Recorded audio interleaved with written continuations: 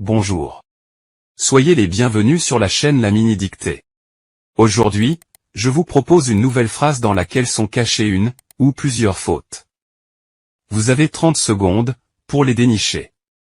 N'hésitez pas à mettre la vidéo en pause s'il vous faut plus de temps. Sans attendre, voici la phrase.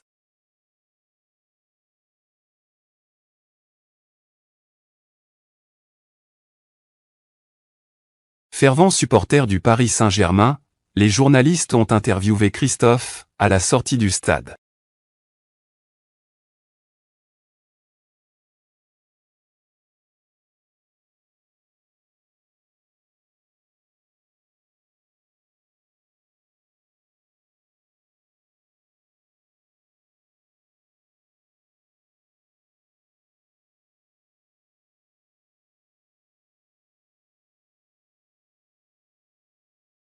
Mets la vidéo en pause si tu souhaites plus de temps pour réfléchir. Passons à la correction. Voici les deux erreurs qu'il fallait trouver. La première erreur porte sur « fervent ». L'adjectif fervent se termine par « e », « n », « t » et non « a », « n », « t ». Malheureusement, il n'y a pas d'astuce pour savoir si un adjectif ou un nom se termine par « e », « n », « t » ou « a », « n », « t ». Il faut essentiellement s'en remettre à la mémoire du mot. Il va falloir beaucoup lire ou écrire plusieurs fois ces mots jusqu'à les mémoriser. Désolé, je ne vous serai d'aucune utilité cette fois-ci. La deuxième erreur porte sur l'anacolute. Qu'est-ce qu'une anacolute? L'anacolute est une erreur de syntaxe, une rupture dans la construction de la phrase.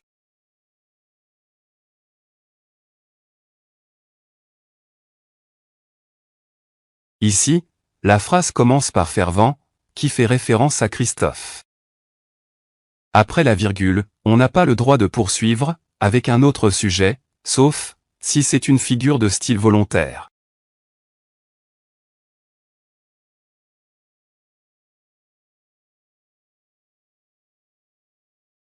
Donc, après la virgule, j'aurais dû faire référence à Christophe. Et non à des journalistes. Ici on n'a pas le choix, la phrase doit être modifiée. Deux solutions peuvent être proposées. Mais ce ne sont pas les seules. Voici les deux formulations que je vous propose.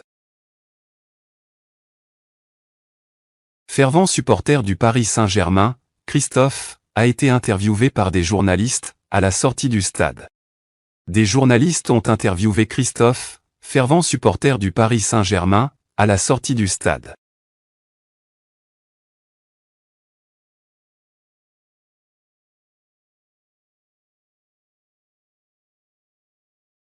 On récapitule les deux erreurs qu'il fallait trouver. La première concerne la terminaison de l'adjectif fervent qui se termine par ENT. La deuxième erreur concerne l'anacolute. Une phrase qui commence par un adjectif ou un participe passé. Puis le sujet venant après la virgule n'est pas en lien avec l'adjectif. On dit qu'il y a une discontinuité dans la phrase et elle est considérée comme fautive. L'anacolute est parfois utilisé volontairement en poésie ou en littérature pour donner un effet de style. Merci d'avoir regardé la vidéo. Indique-moi en commentaire si tu as réussi à trouver toutes les fautes.